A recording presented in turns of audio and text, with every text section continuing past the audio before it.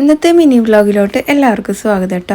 അപ്പോൾ ഇന്ന് സാറ്റർഡേ ആയിരുന്നു. പൊതുവേ ഞാൻ സൺഡേകളിലാണ് ബിരിയാണിയൊക്കെ ഉണ്ടാക്കാറ്. പക്ഷേ ഞാൻ എന്ത് വിചാരിച്ചു, ഇന്ന് നമുക്ക് സാറ്റർഡേ ഉണ്ടാക്കാമെന്ന് വിചാരിച്ചു.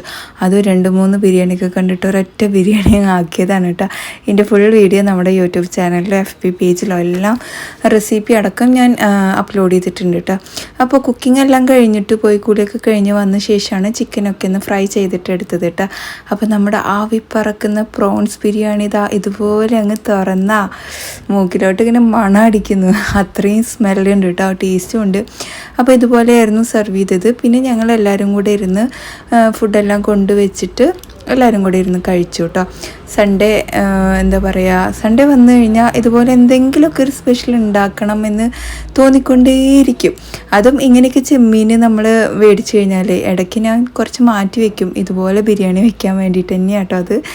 അപ്പോൾ ഇതാ എല്ലാവർക്കും ഫുഡെല്ലാം വിളമ്പിക്കൊടുത്ത് നമ്മൾ ഒരുമിച്ചിരുന്ന് കഴിക്കുകയൊക്കെ ചെയ്തു. അതിന് ശേഷം കുറച്ച് സമയം റെസ്റ്റ് എടുത്തു. പിന്നെന്താണ്, ഈവനിങ് ഒരു ഫിലിം കണ്ടു. രാത്രി ഫുഡ് ഓർഡർ ചെയ്യാമെന്ന് വിചാരിച്ചു. പിന്നെ വേണ്ടാന്ന് വെച്ച് ഞാൻ തന്നെ എന്തൊക്കെയോ ഉണ്ടാക്കി പിള്ളേർക്കൊക്കെ കൊടുത്തു.